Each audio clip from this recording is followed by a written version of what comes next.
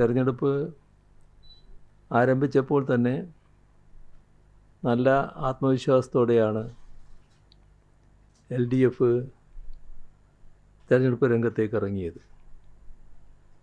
തെരഞ്ഞെടുപ്പ് പ്രവർത്തനത്തിൻ്റെ അനുഭവം എല്ലായിടങ്ങളിലും നല്ല രീതിയിലുള്ള പിന്തുണ കൂടുതലായി ജനങ്ങളിൽ നിന്നും LDFന് ലഭിക്കുന്നു എന്നതാണ്. അതിൻ്റെ ഭാഗമായി തന്നെ നല്ല റിസൾട്ട് ഉണ്ടാക്കാൻ കഴിയും എന്ന ശുഭപ്രതീക്ഷയിലാണ് LDF ഉള്ളത്.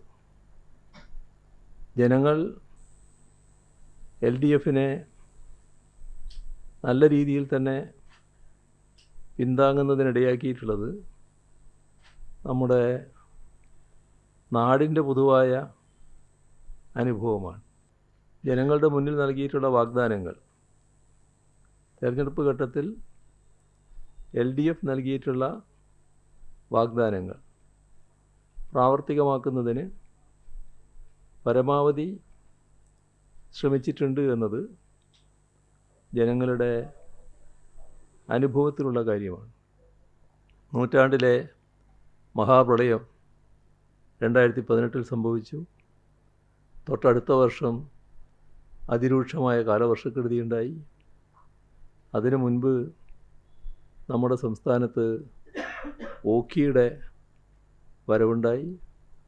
ഇവിടെ നിപ്പയുമായി ബന്ധപ്പെട്ട പ്രശ്നങ്ങളുണ്ടായി. കോവിഡ് മഹാമാരിയും വന്നു. ഇതെല്ലാം നമ്മുടേതുപോലൊരു നാടിന് വലിയ തകർച്ചയുണ്ടാക്കുന്ന ഒന്നായിരുന്നു. ആ തകർച്ച നേരിടുന്ന ഘട്ടത്തിൽ, പ്രതിസന്ധി നേരിടുന്ന ഘട്ടത്തിൽ നമുക്ക് സഹായം വേണമായിരുന്നു.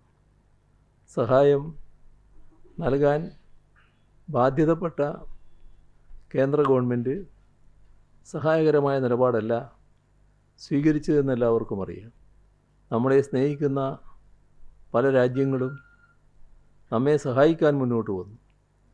അവിടെയും കേന്ദ്ര ഗവൺമെൻറ് സ്വീകരിച്ച നില ഞങ്ങളൊരു സഹായവും സ്വീകരിക്കുന്നില്ല എന്നാണ്.